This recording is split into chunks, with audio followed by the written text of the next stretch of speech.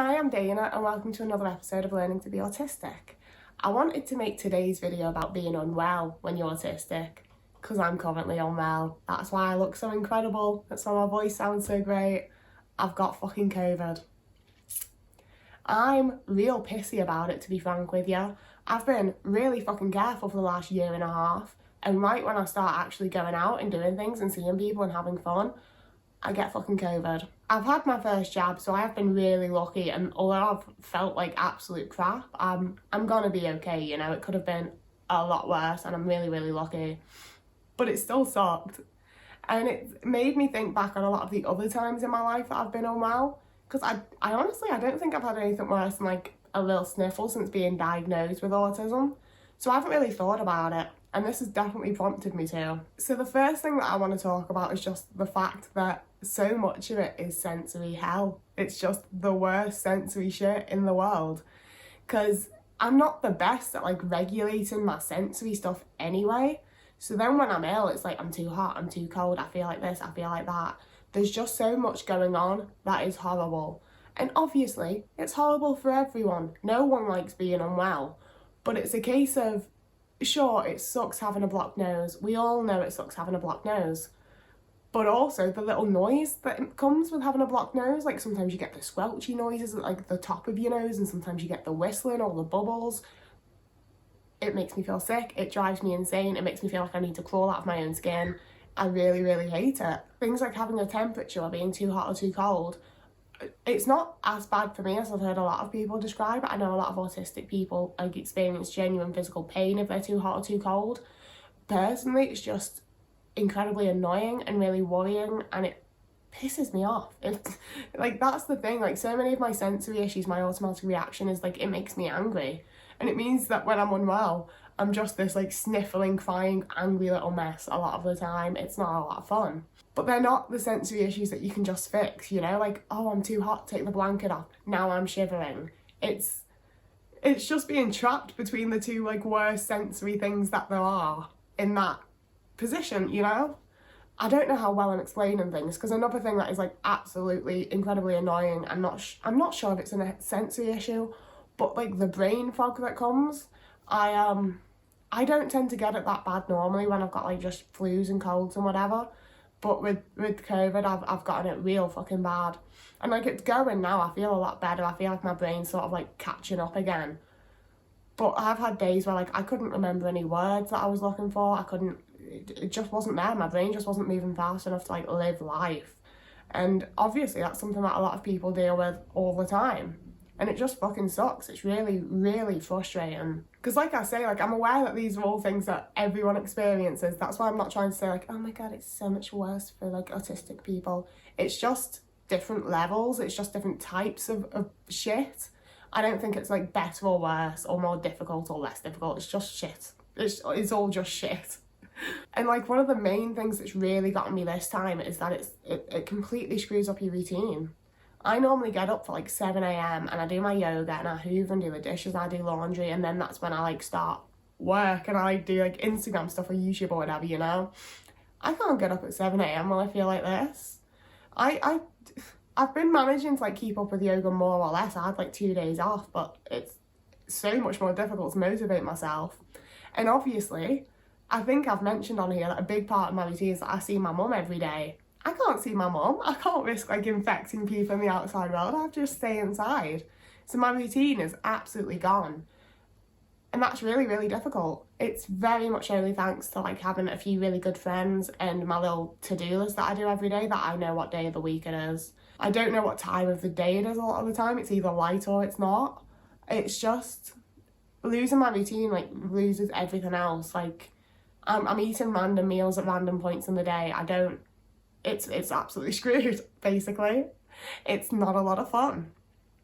And it's one of those things where I know once I feel better, I'll be able to just get back to it and it'll be fine. But up until that point, I feel like I'm just in this like purgatory of not doing anything properly. And that's really frustrating. And worse than being frustrating, it really drives up my anxiety. So like for the first few days, I didn't know that I had COVID. We just knew that Rich did. So I couldn't sleep in my bed with him like I normally do. So I had to sleep in a different room on like a little blow up airbed thing. And I was just having like panic attacks until I fell asleep, even though everything was fine. You know, like he was unwell, but he was fine. We've both been jabbed. I knew it was gonna be okay. And yet I was just having like panic attack after panic attack and not being able to breathe and just the worst fucking time. Purely because like my routine and what I'm used to was different. And it's really hard. It's really hard. You know, and things have gone a bit more back to normal, but obviously like I can't go out. Rich can't go out, he's still not going to work. There's a lot of added worries from things like that, and it also just screws up the routine to a point where I feel really anxious all the time.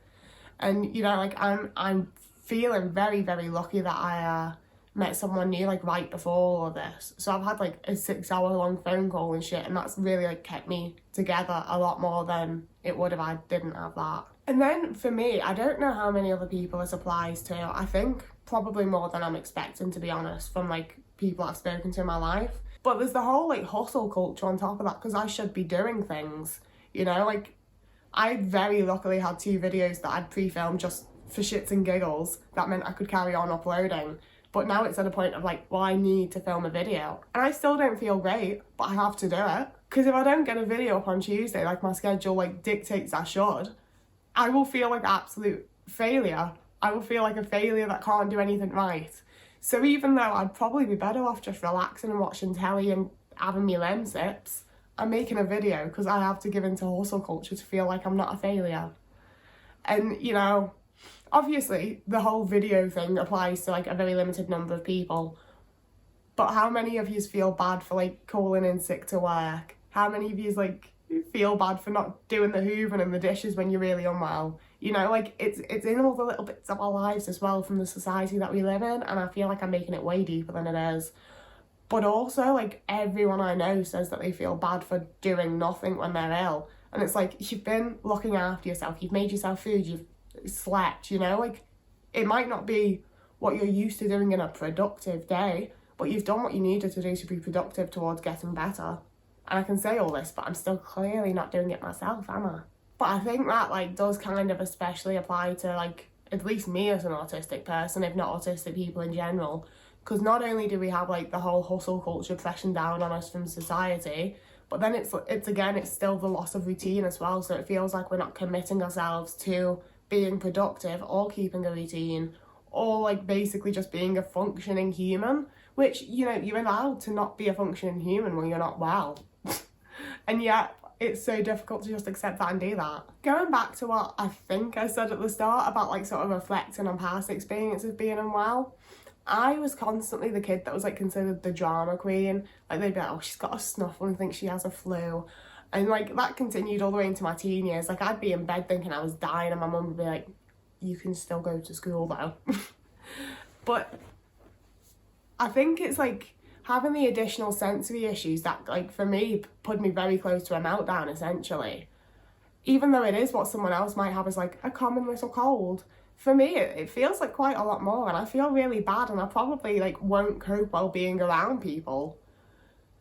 You know, if I'm forced to be around them, I'm probably going to have a meltdown or just, like, generally, like, flee the situation, which is my main go-to because I'm anxious about having meltdowns. But I wonder, like, especially for autistic men, like, you're facing the same issues as me, like, not the same ones, but you'll be having sensory issues related to being unwell. Do y'all just get brushed off because you got, oh, it's man flu? Like, that pisses me off because my family do it all the time. Like, if Rich isn't well, like, oh, does he have the touch of the man flu?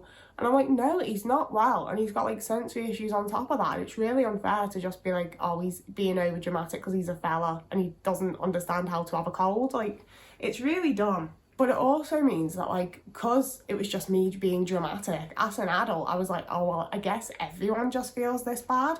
So if I've got a cold or a cough or, like, basically the flu, I would have just got into work anyway, you know? Like, up until the whole COVID thing where it's very, very clear of, like, do not go out if you have COVID, fuck's sake. You know, if it's just, like, a random bit of unwellness, I would have just still gone to work and whatever else because, oh, you're just being dramatic. Everyone feels like that. But I don't think everyone does feel quite as terrible because we have, like, the emotional aspect of the sensory issues.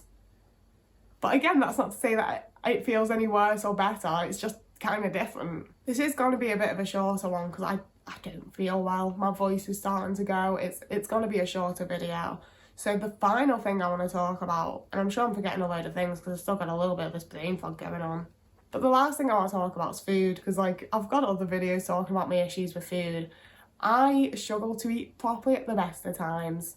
So especially when I'm unwell, I get a lot of nausea. And I never know if it's like related to like that's just how I get colds and the flu, or if it's that I'm so anxious about having cold or the flu that I'm nauseous. But I just feel sick all the time. So I don't want to eat anything, which means that I get very specific like safe/comfort foods where I'm like, okay, so I've eaten that, didn't throw up. Now I can just eat that. I can just eat that.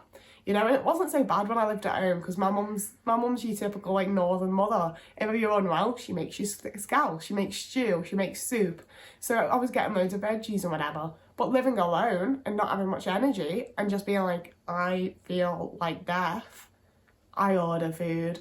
And right now, the only thing that I feel like any desire or ability to eat is fucking expensive ass vegan chicken strips from a place that like you have to order them from with a £15 minimum delivery. So food's difficult right now. You know, I'm gonna try to introduce like some more meals back, and I've been having a lot of snacks, but I know that like I need to eat more like fruits and veggies and like good for you warm hot meals in order to like get better as quickly as possible. But that's not what I want to eat, and I don't have the energy to make it.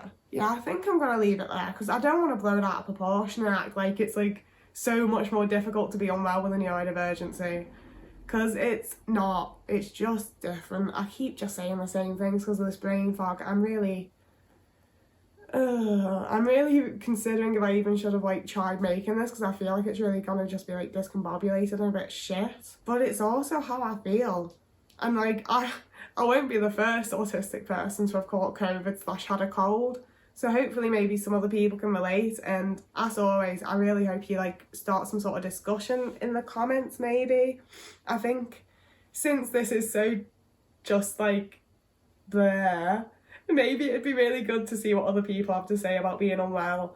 And, you know, maybe I'll follow this up when I'm not unwell and can think a bit better. I don't know. I'm gonna end this a bit differently from normal though and say that like I hope you're all well and healthy and safe. I hope that no one else has fucking COVID because this sucks. And get fucking jabbed. Like I really think I'd be way worse off if I hadn't had my first jab. And imagine how much better I'd feel if I'd had that second one. So please do get jabbed if you fancy it. I say I'm not gonna force it on anyone, but I also think anti-vax is really fucking stupid. So get fucking vaccinated already, like come on. But whoever you are and wherever you are, I hope you're having a lovely morning, evening, afternoon, day, week, month, year. And hopefully I'll see you again in a couple of days.